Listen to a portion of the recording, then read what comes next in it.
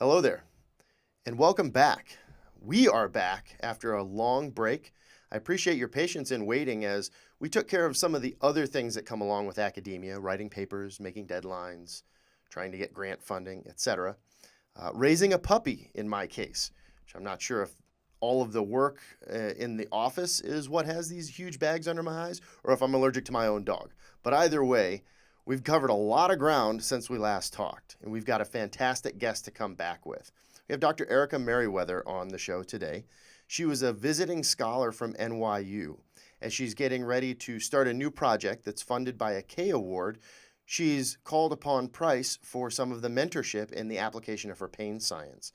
She's got a very interesting background. So if, like me, you like the guests when they talk about how they got to where they are and some of the life experiences and choices that they made and how they developed into the scientists they are, then you're going to love this episode. She has a very diverse background, and we talk about everything from her mother, who also has a PhD, and some of the ways that she was involved with her mother and community organization, all the way up through athletic training, a doctorate of physical therapy, and then she got into pain research. And this new project is unique, and it integrates all of those facets as she focuses in on a population of people who have had a bariatric surgery, which is on their stomach, to counteract obesity, and looking at how pain and race plays into that chronic pain state that goes along with obesity. Very interesting stuff. I had a blast talking to her. She's, like I said, at NYU in the Department of Physical Therapy, and I want to look down so I make sure that I get this right, but she's the director of the Inclusive and Translational Research in Pain Laboratory, ITRIP. And once you hear her story, that will make perfect sense to you. So, I've talked enough. Let's get on and hear from Dr. Ericka Merriwether. Welcome to The Price of Pain, brought to you by the Pain Research and Intervention Center of Excellence at the University of Florida. Let's join host Dr. Joshua Crow in conversations with scientists, healthcare providers, and industry professionals as we delve into the highly subjective experience of pain and the ongoing effort to reveal its influence on our everyday lives. There are a number of careers that I would have been very happy with and that I would have looked at as, you know what, that's something I could have done for my career. I would have loved being an athletic trainer. Oh. I was considering going to PT school. Okay. I have a PhD. Well, you did all those things. I took your life. You did. Yeah. If I just met you sooner, where you could be like, oh, you should go and do this, and then we'll go do this later. But you started as an athletic trainer. I did. You played sports when you were younger. You said you I played did. basketball. Is that what got you in that direction? Yeah, so I've always been fascinated with movement. The concept of physical movement, how to, push my body to the limits of, doing these, insanely highly kinesthetic things without really thinking about it. And how does that happen? And later on, what happens when you can't do basic movement? So this concept of movement is kind of permeated in my life. And the idea of social justice movements. I was pretty much born into that. My parents were very active in their respective communities. My mother was a community organizer. I went to protests, did lobbying, that type of thing. As a child? Were you doing that as a child? Wow. Yeah. All right. Look, I do want to talk about the athletic training, the PT, but what was that like?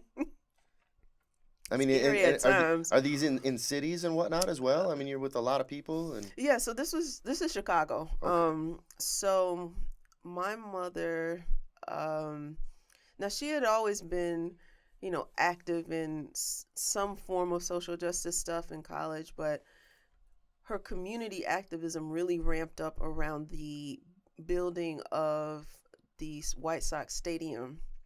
So the old Comiskey Park was a landmark, but there were communities around it that were impacted by the building of this huge new stadium.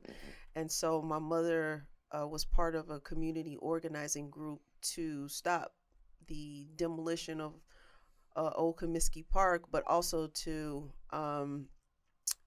minimize or not have these people displaced from their homes. So we would go to some of the more economically under-resourced areas of the city. We too lived in an economically under-resourced area of the city, but we went to other places. And so my mother's like 5'5", maybe 115, 20 pounds at this time, and she just steps in these spaces unafraid, and taught me to be that. I'm like, why are we going in here? It's like, well, you can't be afraid of your own people. So we would we go to planning meetings and disrupt them. And could I interject? I'm sorry to interrupt. And forgive me my ignorance on this, because we had talked about this a little bit earlier. I went from living out in the cornfields, essentially, like it's not like I'm a farm boy, but like I came from a small town in Michigan and moved from there to this, not the affluent part of town, but this very wealthy, affluent part of Southwest Florida, of all places. I moved to Naples. Are you familiar with Naples? A little bit.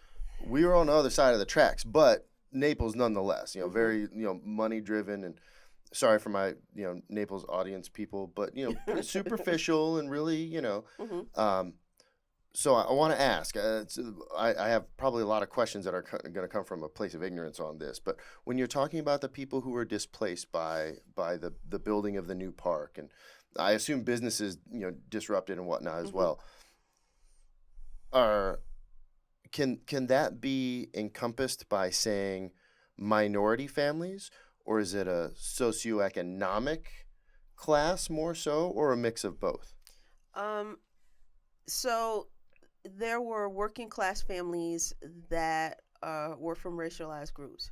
So Chicago then and now is very segregated along the grid. Okay. And so that part of the South Side, the low, what they call the low end, where the numbers are low. Okay. For my non-Chicago folks. So in that part of the city, yes, many of the families were working class families, generational working class families. And so they were, it's not an accident that the building of this park impacted that community. Like, just thinking about leveling a community with little to no regard for the displacement of these people. It's not going to happen on the rich side of town. It's not. Right. Or on the white side of town. Right. Right.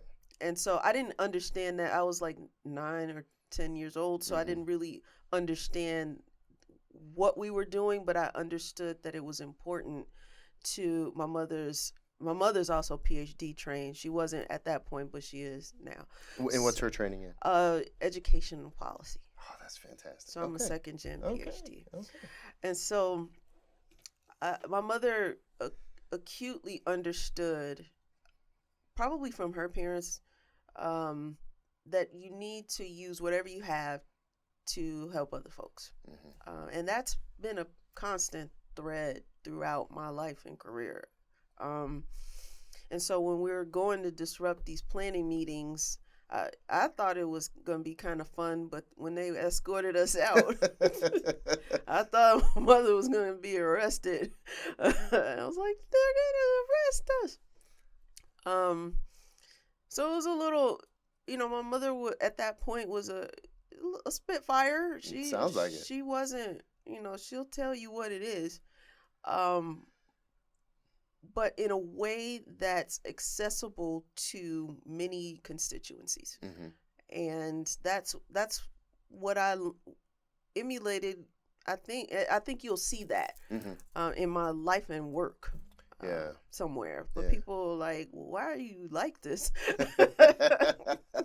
I'm like, you say, well, all you have to do is look back to this point here. Yeah. But a lot of people don't know that about me. I was like literally born into all this stuff. That's before you ever get into the science and the career stuff. That's so true though. For so many people, it's good that you can recognize what helped to shape you into the person you are outside of your career? I don't think that very many people have either the desire to look into that from different backgrounds. Some people just want to, hey, this is where I am now, and I don't need to think about any of that. But also, the insight to look into that and be aware of it, because that can get you more in touch with what motivates you, what helps you to be fulfilled. And then when the career thing does come into it, it can help guide you into doing something that not only is beneficial to other people and will put food on the table, but is also enriching to you based on what motivates you and who you are. Man, I should have you write my tenure dossier. I got you. You've got my card. Okay, so you came from a background where you were right sidekicking with your mom. Yeah. Organizing, influencing change, advocating for people. And for those who know about athletic training, at least, especially if you have a sports background already and you're around that and you're fascinated by movement, the poetry of motion, maybe as Bruce Lee would say, as we were talking about earlier, right? The economy and the poetry of motion. Yeah.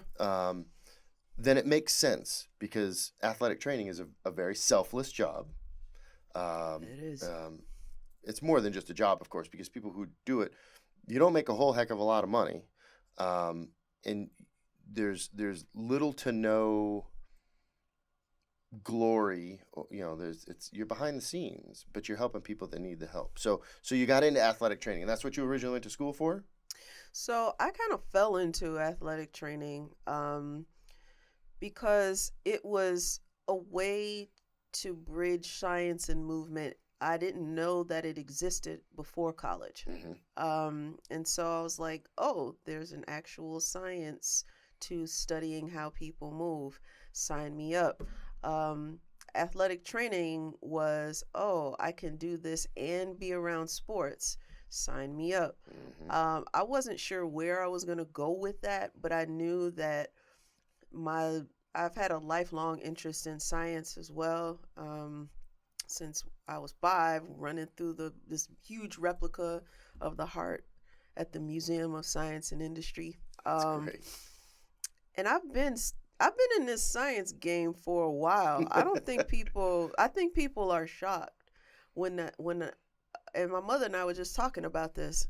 She put me in situations to, be exposed to science. Mm-hmm. And so, I did a math and science camp.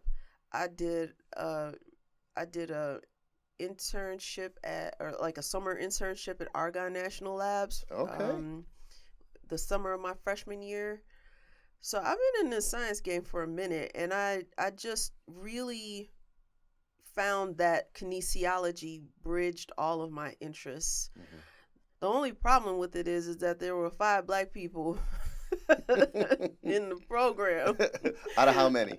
Like 100 and something at the time. Oh, man. And I was the only Black person or person of color in the athletic training program at the time. Oh, wow. Which was a really life-changing experience, having come from Chicago. Mm-hmm. I learned a lot about, society outside of major cities. I understood what Black really meant outside of the context of a city or my neighborhood. Mm-hmm. It's like, oh, this signifies difference in some way, and usually it's associated with a difference that has a negative connotation. Mm-hmm. Mm-hmm. Like, you're different, but it's not good. Did you find when and for there may be people listening who aren't familiar with what an athletic trainer does. So I'll summarize really quick before this question, but essentially you would work in conjunction with sports teams, and correct me if I'm wrong on any of this, is just as I understand it. Work in conjunction with sports teams. They're used at all kinds of levels now. As a matter of fact, around here, the graduate athletic training students are all placed in high schools around here. So Okay. if you had gone and played basketball here, you would have known exactly what an athletic trainer was from a pretty young age. But you essentially treat and rehabilitate athletic injuries within the context of that sport, Yes. before and after practice, you give them exercises to do. Yep. When an acute event happens, somebody goes for a layup, comes down, rolls their ankle, you got to call the athletic trainer. You're the one that comes out. Yep. Did you find that when you were going through your training, that because you were Black, because you were the only one in the program, did you find that there was a bias in how people, I mean, I assume that when you're going through training, you work on each other, you practice these things, whether it's wrapping or taping or whatever, in treatment on the rest of your cohort. Mm-hmm. Did you get experience that early with some of the reactions and the, I guess, I don't want to say bias, but Mm-hmm. some of that with even with your classmates at that point? I think there's probably a whole nother story for a whole nother day about this one classmate who I thought was a total jerk, but ended up being a really powerful ally. But I felt it more from the director of the program. Some of the athletic trainers of the sports teams, they were just culturally ignorant. And we've had, opportunities over the years at different points in time to discuss that after I healed from the trauma. But I think I was able to learn and find people who wanted to teach me how to be good at taping and bracing and formulating a treatment plan for a high level athlete. I covered football, I covered women's track and field, wrestling, swimming, cheerleading, which was probably the hardest one. But I think that people had an investment in me being good at this for whatever reason. And I was able to find those people, but I was so consumed with the voices that didn't want me to win. And I think to my own detriment, I should have paid more attention to these other folks. Yeah. But when you're young, you don't know. Hey, that's human nature anyway, though. Yeah. I'll tell you, looking at, for example, teacher evaluations. I love them because it gives you good feedback. Anybody who teaches, if you don't care what anybody else has to say about it, then you're probably not being the best teacher you can be, right? So every semester we get these evaluations. Now, right now I'm all research. I don't do any teaching, but from your anatomy class or your physiology class or exercise script or whatever, at the end of the semester you get scored. And you see how you stack up against the department or the campus wide. But then there are the comments. Yeah. And I tell you, for me, I connect with what you're saying because, yes, I would share. If somebody says, "Oh, this is the you're my favorite," and I was a TA for most of those classes. I wasn't even their main professor. They say you're my favorite professor, and they're like, sophomores or juniors. They've had plenty of professors, and the TA is their favorite so far. It's like, well, yeah, those are the ones you show off to your friends. But you can have 10 of those, and you get that one comment. Oh man, he whatever. And it's just just like knife right in your chest kind of thing. So I understand that, especially when you take it away from not what you're doing, but who you are, your identity. I think that's got to sting. Yeah, I mean, I went to Whitney Young High School. Shout out to my fellow Dolphins. Right. And Michelle Obama, is an alumna of that school as well. And so she chronicles a little bit of the culture of the school in her book, Becoming. Love that book. She spent more words on that than her time at Harvard, which I thought was interesting. But it captured the essence of what it was like to be there. It was majority Black and brown and indigenous kids who were very smart around. So it was nothing to think of folks as being very smart. Right. And then I go to Central Illinois with some farm kids some of whom had never seen a Black person before me or an athlete or something. and there's this culture clash and this constant reminder, not just from students but professors, TAs, that you are the other. Mm-hmm. Yeah. Right. Yeah. And I was not used to that. I wasn't necessarily, top of the top head of the class or whatever. I mean, I did all right, but I was never really told in the ways that the messages that I received weren't as overt until I got to Illinois. And I learned a lot about life and how to cope or not cope. But I still finished. Yeah, I still right. did it because I loved sports and science. And so, I mean, I thought about quitting at each stage of my career, maybe 10, 15 times. It's the stuff that people don't talk about, but it's real, right? It's real. Yeah, I was going to quit. But it was 2 Black women athletic trainers. They were already certified. One was at Michigan State. One was at Central Michigan. They're like, don't do it. Don't quit. I was like, all right. So I finished. Had my kid. Then got my degree. And went on to practice in a high school. After some time, went on to practice in a high school in South Carolina. So I moved to South Carolina. Okay.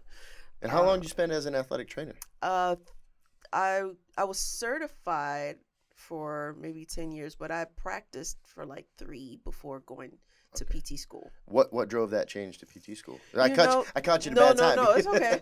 No, it's... For those who are listening, sorry to interrupt, but because some of our audience will watch the YouTube and some will just listen on their podcasts.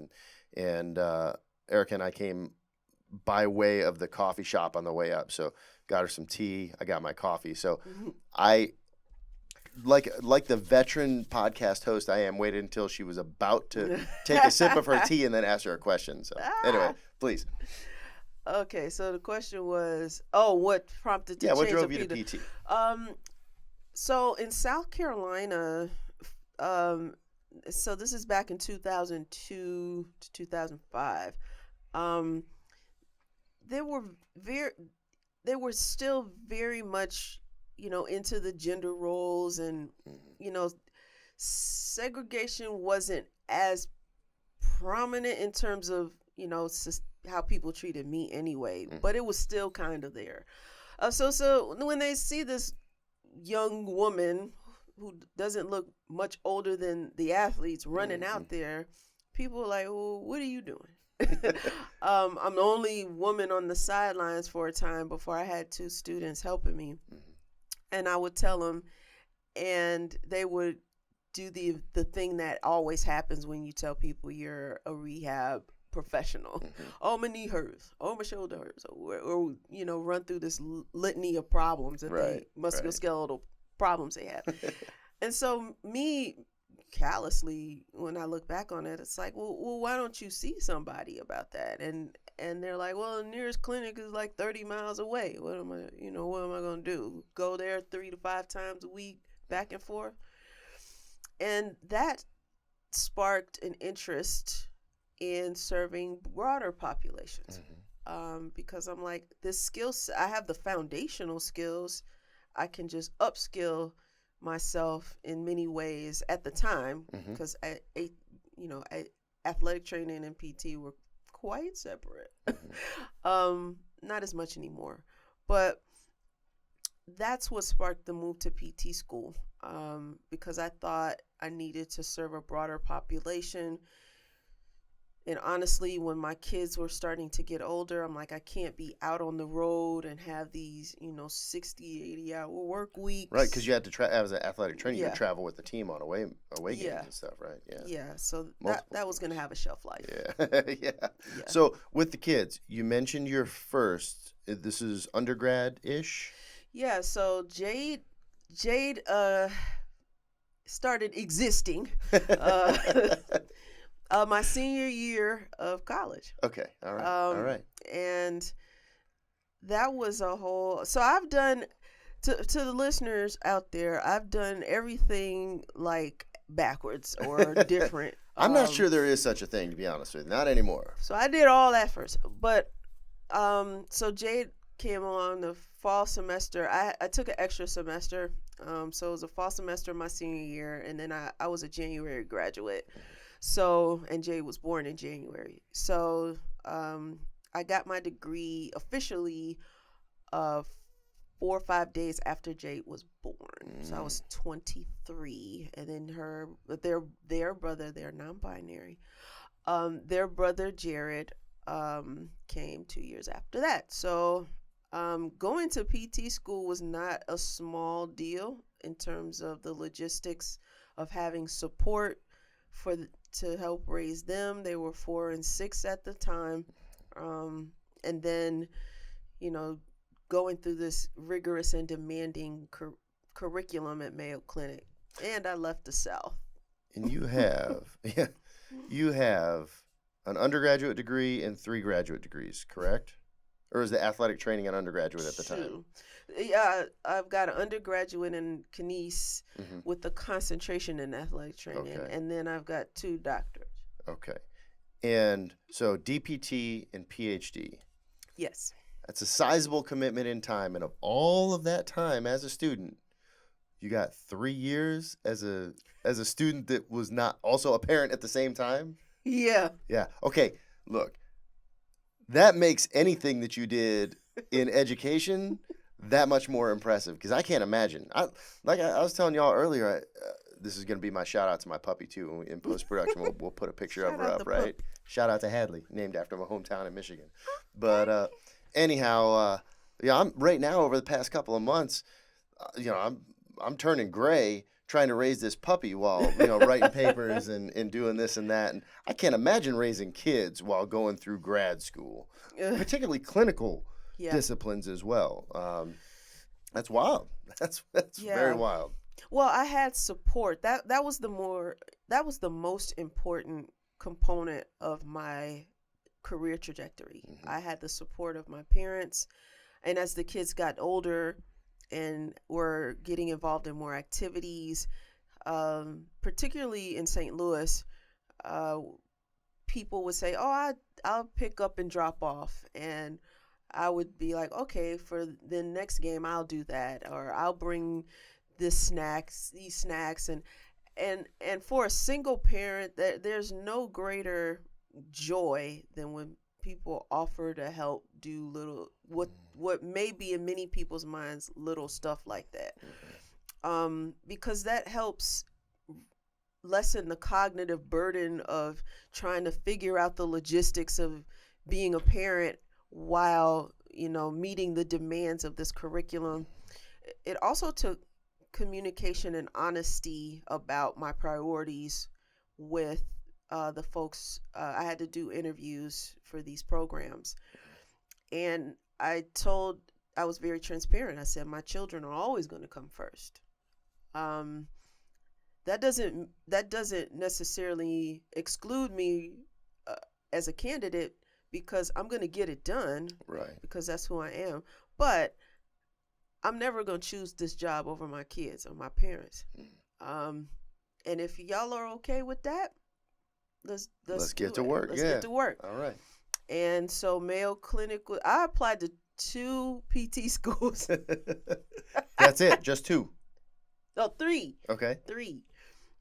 Or was it 2? 2 or 3, but it wasn't like a not laundry like people list. do now. Yeah. Yes. Yeah. Because first of all, I couldn't afford all that, and I was geographically limited to where my support system was, and so my mother was living in Decorah, Iowa, which is a town in northeast Iowa where Luther College is. She was the executive director of the Diversity Center at the time. So she helped me with the kids while I was schlepping back and forth to Rochester, Minnesota, which is like 75 miles north of there. So that is pivotal. That's a pivotal part of my whole career path, is the support. But you know what? There's some commonalities though when you talk about the time that you spent with your mother in advocacy and in community planning and trying to do things within your community. That's a form of support in and of itself. Yes. And it's really neat to see. Neat seems so underwhelming of a descriptor, but it's fascinating for me to see an example of someone who grew up in an element where you were constantly, even if it was just, at first following the shadow of your mom and doing what mom was doing, but giving of yourself Yeah. to support others. And now you get to a point where you could really use some support, and it's there for you as well. And that kind of, whether you want to think of it as reciprocity or culture, that environment, that culture, that idea that it's not, I'm gonna get mine and good luck kind of thing. No, Never. never. I think we could use more of that. I can say the same thing throughout my education. Yeah. Throughout my life, of course. I come from a very supportive family, and obviously people who are that way tend to attract other people who are that way. Mm-hmm. But I wouldn't be anywhere close to where I am without. The No. list is long. It's not limited to my family, my mentors and my professors, and there are people who I wish everybody were so fortunate to have that kind of that culture, that environment to come up in. It was very much the culture of, the 4700 block of Adams. There you go. Shout out again. It was, people knew I was on this path. Well, first of all, my parents let them know. No. Yeah. But people were on board with me. They knew I was going to college. They knew I was playing basketball. They knew I was on this path, and created safe spaces in places where there sometimes were very unsafe spaces. They created a safe space and provided safe passage for me. And that was a very common theme in communities like that, in my family. Like we know we have a goal. We want, each generation to move further than the last. And what do we need to do that? Right. And everybody was very much on board, and it was how I was raised. So it seems a foreign concept to me. You do have to set appropriate boundaries. Of course. But, good luck, Chuck. It was not part of my socialization really at all. Yeah. But that's reflected later, and to move on with the PT phase of your career. Yeah. You wanted to do that to support and make resources and treatment available to people. So that was in part a selfless move, but I also like the fact that you were upfront in saying, okay, well, this is what's important to me. I will get what's important to you done, but it's not going to be at the cost of this. And if we find that middle ground, I'll help you. You facilitate me being a parent, and it's all going to come out all right. And so you're able to do that. So now we're at the point where you're a PT. Yeah. But you didn't end there. Nope. Otherwise, you wouldn't be sitting here. Not that I don't speak with PTs. I just did actually on one of our last episodes. But but you didn't stop there. You were compelled to move on to academia in the form of research. Yeah. First of all, how long were you a PT before you made that change?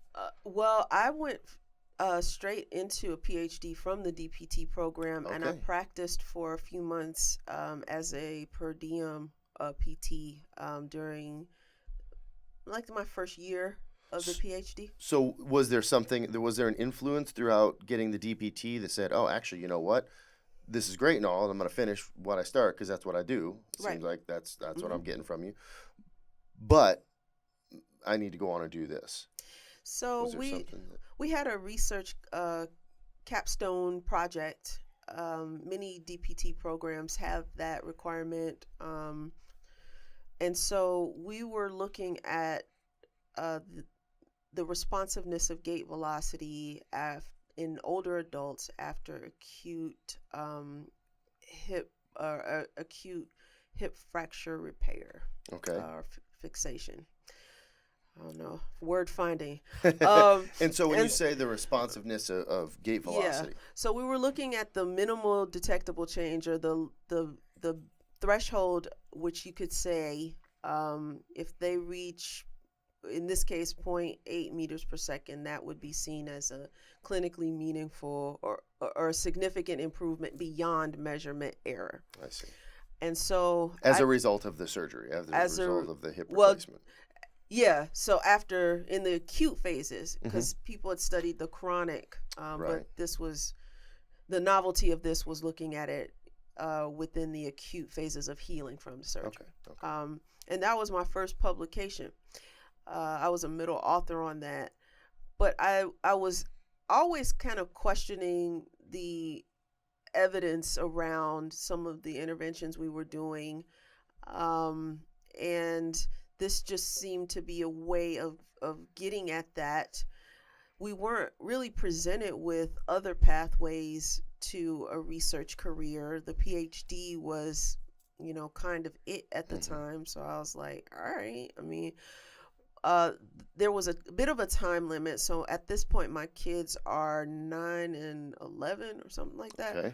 And so I'm like, if I'm going to pursue another terminal degree, then I need to do it while they're young. So that was what influenced the decision to go do the PhD right after the DPT. Okay. And the focus of your PhD, as you went on, did you go into that with a very specific idea of this is what I want to study, this is what my dissertation is going to be? Or I'm getting the notion that it may have been like some of the rest of these life events where it's like, well, this is what's in front of me, and we're gonna figure it out as we go. And they asked me that. I was like, I don't really know, but this sounds interesting. I like gait. I like walk. I like understanding how to measure walking, but beyond that, I don't know much. It's like my dad says on road trips, like, man, I don't know where we're going, but we're making good time. Right? It's kind of like, all right, right. And that's a running theme when we go through the rest of my career. You'll hear that. It's like, the same, man. All right. But there is something to that, though. You mentioned, and I don't know if you've said this on the podcast so far, but in your presentation earlier, and this is something that doesn't occur often with our guests, but not immediately prior to this, but just before, I got to sit through your presentation and hear about your work and hear about your background. So, but one of the things that you said is, well, maybe I'm what you would consider a non-traditional or atypical path throughout this, and it's becoming less non-traditional nowadays. I think people are realizing that, well, there's not a backwards way or a wrong way to do it. But I've done things in a similar way, not as diverse or as impressive as your path, mind you. However, there's been very much this is what I'm doing right now. And over the course of doing that, I've found more about what I want to do next. Yeah. In some ways, I envy, I have peers and, friends from school. And when I say school, I mean like, middle school, junior high, that knew what they wanted to do. That's, that was their interest in their hobbies throughout high school. That's what they went to college for. That's what they got a degree in, and they're still doing it. Right. Fascinated by that. I can't fathom it. And I can tell you right now, that's not for me. Right. Well, I think, so I've been in rehab, though, this whole time. So there is a stick-to-itiveness I do have. I do think that rehab is the way to go. Like, I'm not going to stop caring about movement and how to optimize that. Sure. I mean, there's an overriding theme with me as well. I understand that. But I think when we talk about the non-traditional and traditional path, and this was one of the platforms I ran on with the USASP elections, which I'm still shocked by that. But congrats on it's a board position, yes? Yeah, the board. Congratulations on that. Next month. All right. So, but people recognize that there are these different paths, career paths for PhDs. For people who might not want necessarily a PhD as a terminal degree, but want a career in research. But the larger community still evaluates people with grants, for example, based on this traditional model. Right. And so when I say, my productivity was slower because I was raising my kids, people like, oh, well, yeah, and I think that does a disservice to folks who were who were caretaking in a different capacity, Sure. or something, or were ill or something. Even though you write that down, do people consider that, part of your an enriching part of your career path, as opposed to something that was a detriment to it? Right. And so I really want to advocate for people in these early career talks and all of that stuff, which frame these ideas around, how to advance your career in this traditional model, to look outside of that and say, what has your life experience, your lived experiences as a ... brought to your career, and how can you leverage that to move forward? I think some of the best developmental sculpting or advice or mentoring that people can get at a younger age is the ability to have that perspective of, okay, well, I have my experiences, and to a large degree, who I am is made up of those experiences. Yes. Now, I can look back at them and say, well, these were positive and these were negative, but all of them in some way, shape, or form have led you to where you are now and have developed your skill set. Yeah. Right? And so, yeah, the fact that you were raising kids or whatever the case may be, whatever it was, if you as a person at least have somebody along the way that can, I guess, encourage the perspective of looking at your skill set, of having you look at your skill set and say, these are my experiences and these are why I'm going to be good at fill in the blank. Yeah. That may be just as important, if not more important, than the actual degrees or jobs or experiences that follow. Because you have to be able to do that. You have to be able to look at what you can and cannot do. Can't do it objectively, really, but at least, take a step back and not look at those things as negative. It may have been a negative experience, but how is it positive in shaping you who you are? Absolutely. I think that's huge. I think that's where I am now. Yeah. I think I have first of all, the mental space to do it. I'm obviously in a different position than I was as a trainee. So I have some levels of privilege that I didn't have before. Right. A platform or set of platforms that I didn't have before. And I've been thinking very carefully about how to use those platforms. Do you have doctoral students of your own just yet? Not working directly with me as their primary, but I'm on a couple of committees, and I've been advising a couple postdocs and undergrads. They're fortunate. That's good. So you got into the research. We talked about this recent appointment to the board of the USASP, for those who don't know, is the U.S. Association for the Study of Pain, and this is a body that offers membership, but it's a collaboration. We have I'm a member as well, and I don't sit on the board though. But there's an annual conference. There's career development. There's networking, and so you've gotten this position on the board. You've recently developed a K. Now, has your proposal been approved? You getting your funding soon? It's in review. Okay, so your K is under review. So these are big milestone points along the way. We've worked on the build up to this, but where you are now, and you have a number of publications. You talk about your productivity and things that have affected your productivity, but looking at what you've done, and whether it's as a primary or as part of it, there's definitely a theme that's a continuation of what you've been talking about, for the past half hour, 45 minutes, or however long we've been talking about it, that shows up in your work now.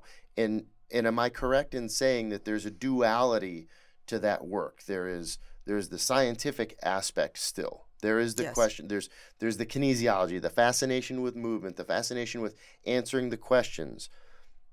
But on the other side of that coin, there's still very much I guess the motivation of giving, again, of supporting, of looking to perhaps underrepresented or understudied populations, and right down to people that drive your work now. Is that a correct characterization? Yeah, I think it's in the advocacy realm, and I resisted that for a while. Why? Because I wasn't very smart, but I think, in all seriousness, I'm actually quite brilliant. I was gonna let that hang there because I knew that you're pulling my leg. Come on now.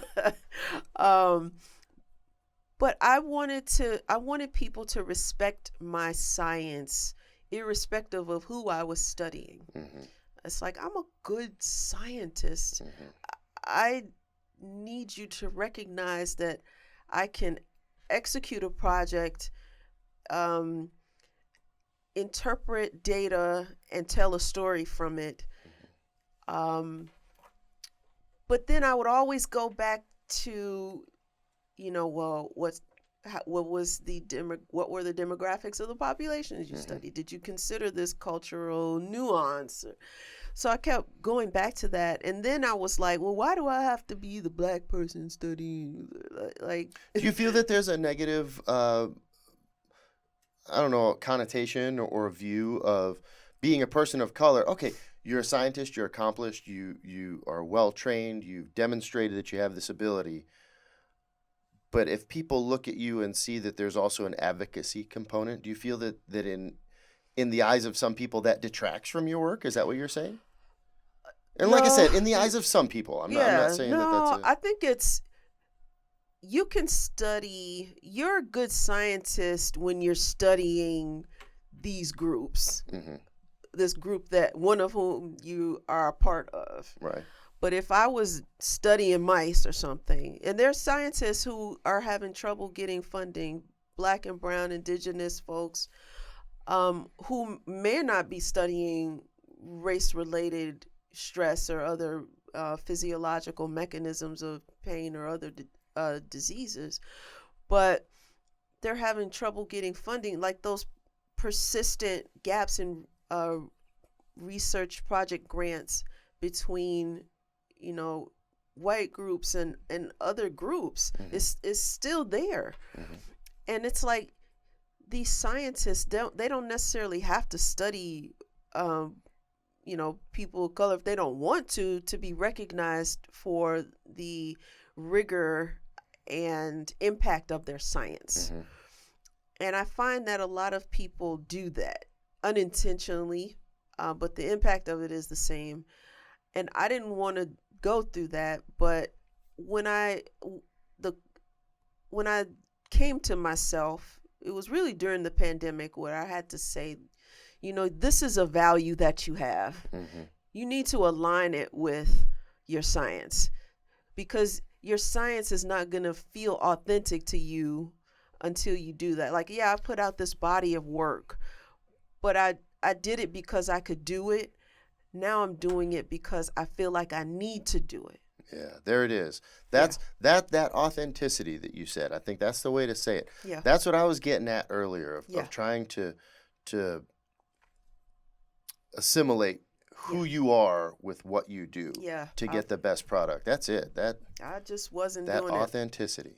I just wasn't doing it well. And it was coming out in some of those early grants. I'm like, yeah, I can write words on a page and put some references there and talk about a conceptual model, but when somebody, you can read and feel when somebody really is passionate about whatever it is. And it going back and reading through all those grants that didn't get funded or didn't get discussed or whatever, in the moment you're like really mad. Like, what the hell? But going back, I wrote a R61, R33, a $4 million grant. And I was like, they shouldn't have given me that money because I wasn't feeling this topic that they should give me $4 million for 5 years for.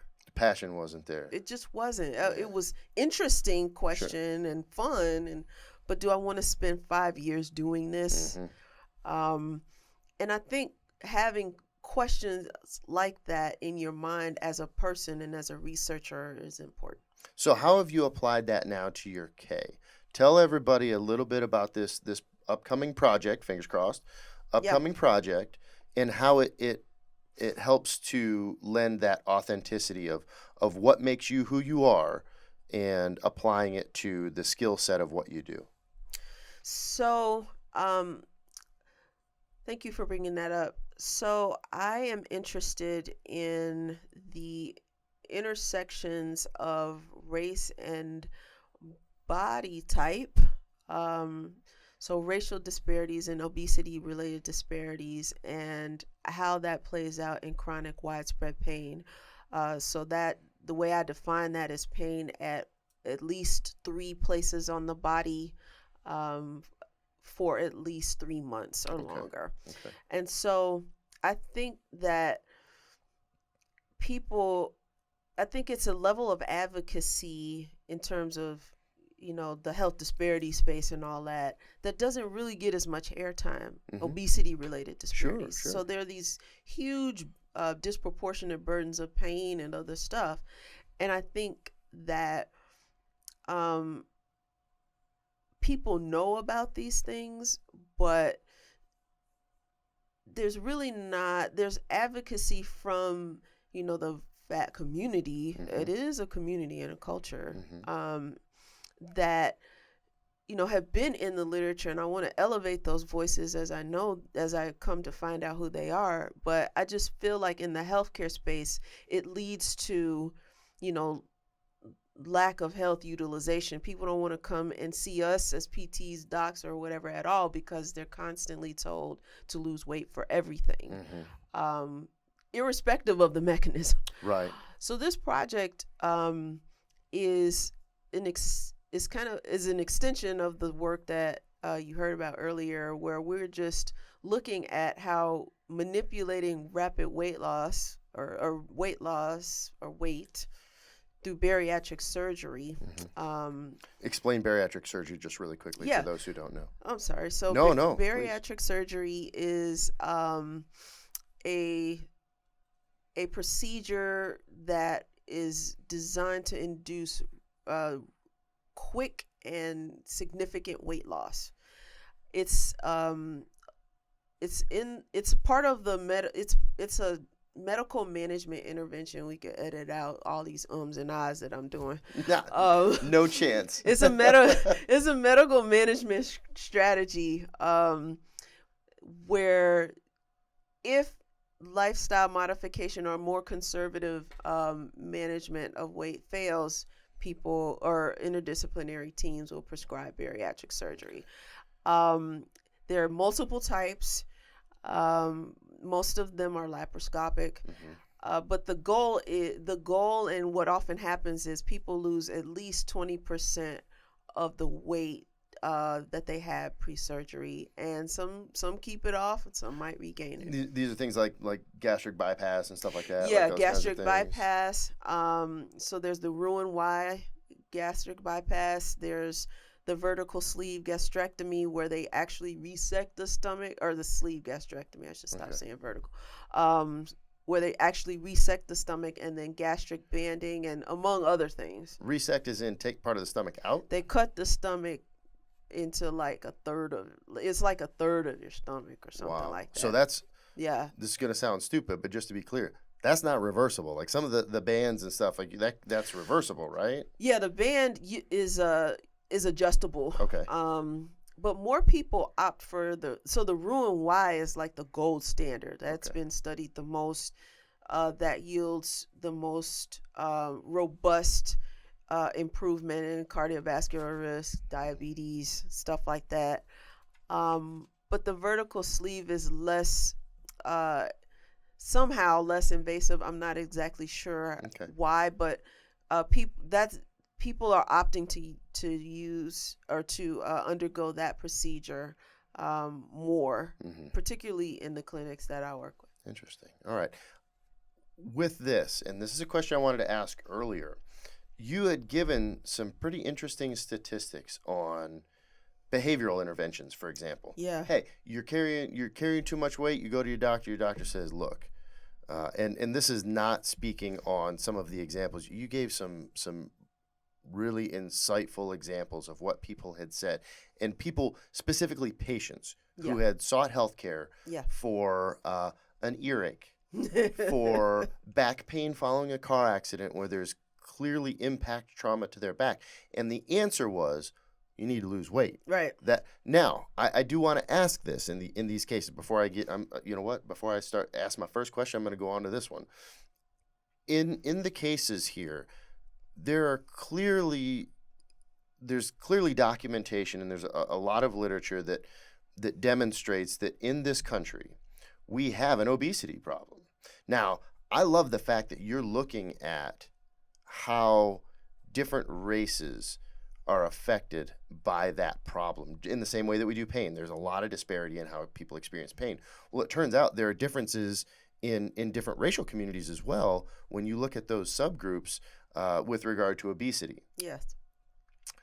How does that break down first? How are different groups affected by this? Who's affected the most? And I already know the answer to the least, and I was really interested in these data, but break it down for us. And this was data that I got from the CDC. Okay. And so when you disaggregate the data based on race, at least in that investigation, as a whole, irrespective of gender, they're Black and non-Hispanic Black, Hispanic Latinx folks are disproportionately affected by obesity. So the percentages of folks who self-report as being obese is higher than non-Hispanic white folks and the Asian American Pacific Islander community, or AAPI.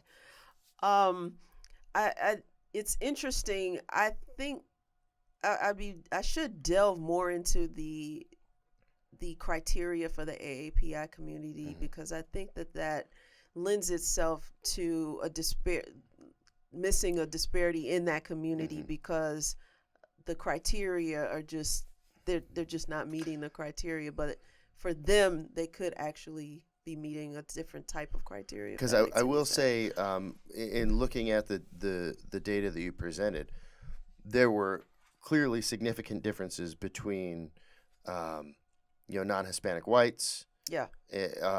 But when you look at the Asian American Pacific Islanders, that was a huge difference. Yeah. Huge difference. Significantly lower. And I don't mean significant in a statistical standpoint. I mean, when you look at this graph, and we'll probably plug this in here, when you look at this graph, the Asian Pacific Islanders, much lower incidence of obesity. Yeah, but I think some of that. So there's a call to, a BMI is a very crude measure. Everybody knows that, but people continue to use that. It makes it easy for insurance companies. It's easier and people around the world can do it. Like, it's a low tech, but there are other ways that you can measure fatness, thinness, muscularity. You know many of those techniques through your training and research. But I think that these big picture, there are disparities that disproportionately affect communities of color. And so when you disaggregate that data based on further disaggregate that data based on gender, so now you're looking at the intersectional identities of race and gender, and how that plays out in terms of the prevalences. In that particular data set, the prevalence for Black women was way higher than all of the other racial groups of women and all of the other racial groups of men. Right? So I think that speaks to the importance of looking at, the the intersectional identities of people. We're more than just a race. We're more Sure. than just a gender. We have all other identities that are subject to multiple systems of oppression. Yeah, we all stand in the middle of our own Venn diagram, right? So I think, and obesity is no different. So what's the relationship? And we don't have a whole lot of time to talk about this. And blame your rich background for that. No I was way too interested in that to move on from it. It's okay. Just means you have to come back. Especially when it's raining in New York and it's in the mid 70s down here. Man, please, I'm here for it. I'm here for it. But so you talk about intersections now. What's the relationship between obesity and pain? Because that's another.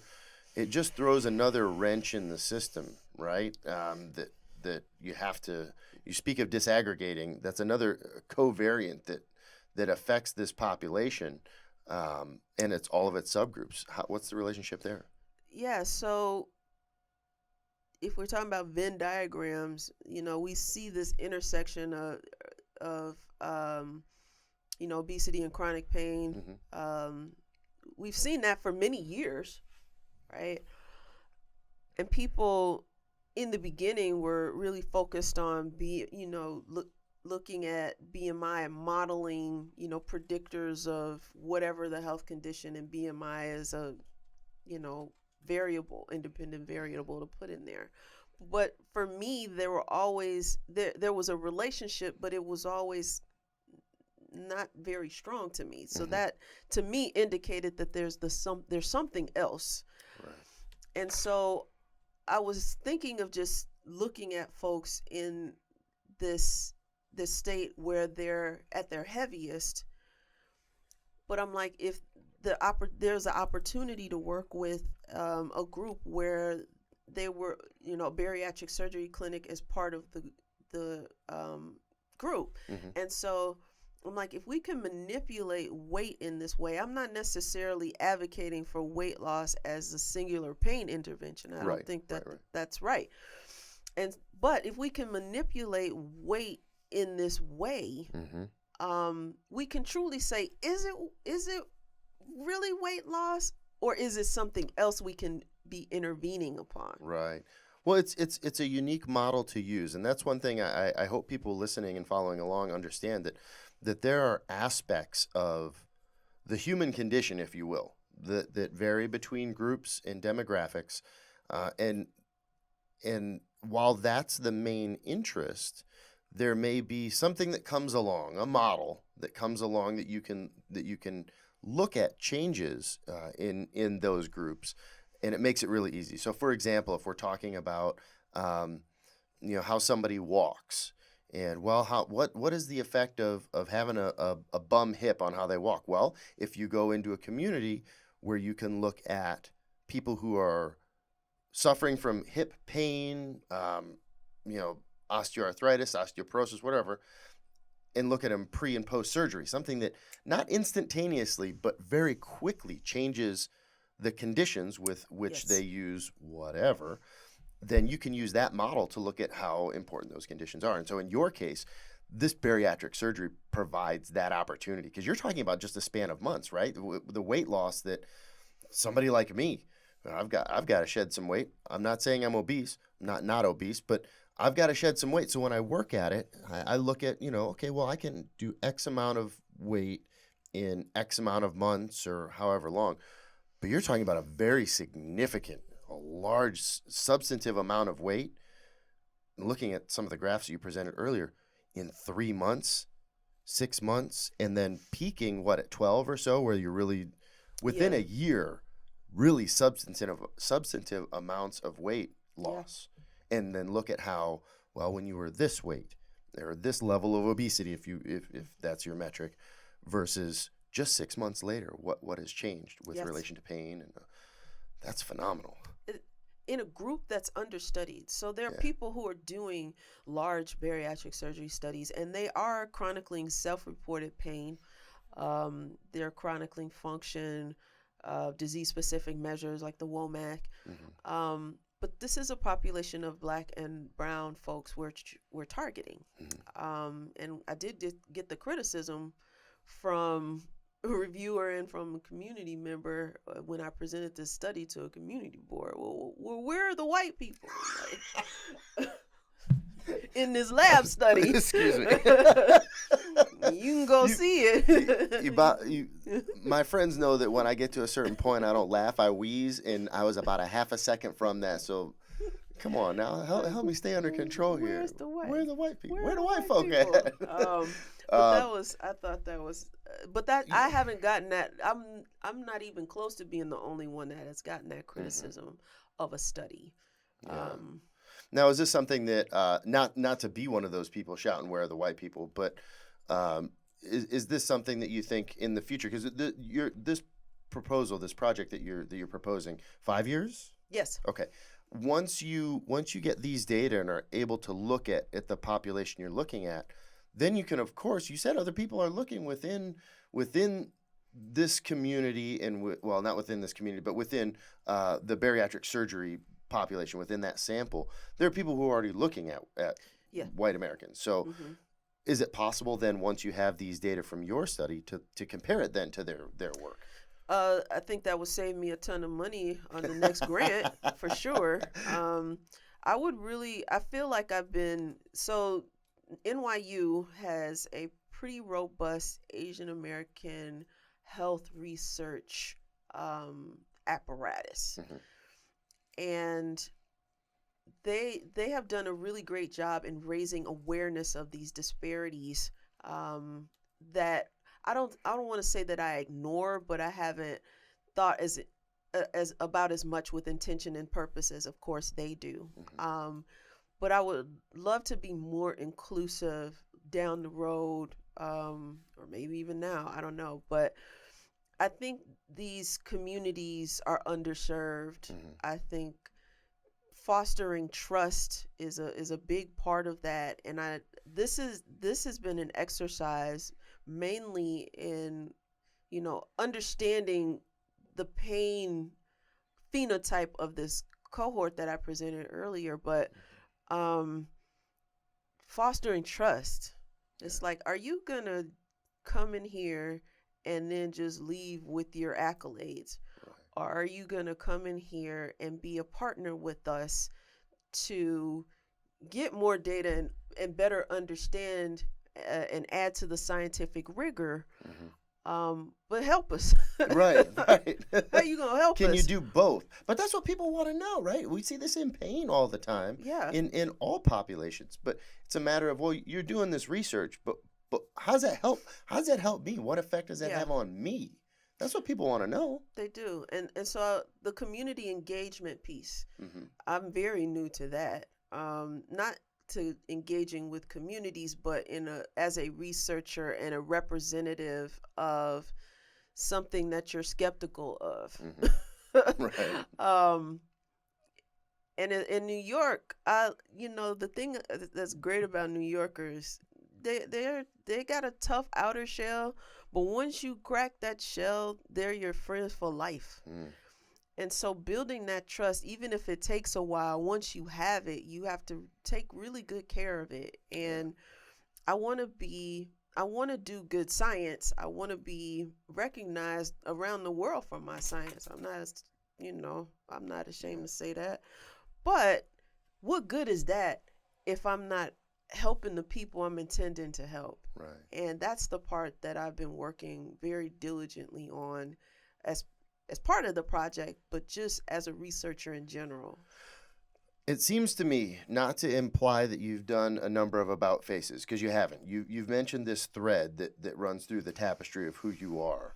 But in a lot of ways, it seems like this is Ericka Merriwether version 4.0 or so, right? Yeah. Well, I'm captivated by it. I'm here for it. So thank you for coming in and spending the time. And not everybody gets this invite, but I hope that somehow we can work it out, that you can come back down and visit again, because we have a ton of science that we can still talk about. And I want to hear about this study.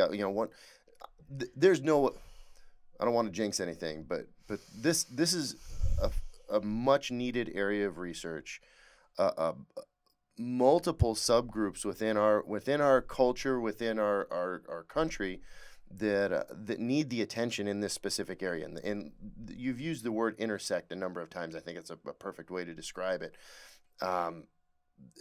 Attention needs to be where you're putting it. And so I hope that the powers that be at the NIH, put some money behind that attention. And then when they do, I want to hear about what you find. Well, thank you so much for inviting me to participate. It's been a wonderful conversation. It's been wonderful to be on the UF campus. The weather's beautiful. You got the best of it today, I'll tell you. I love it all.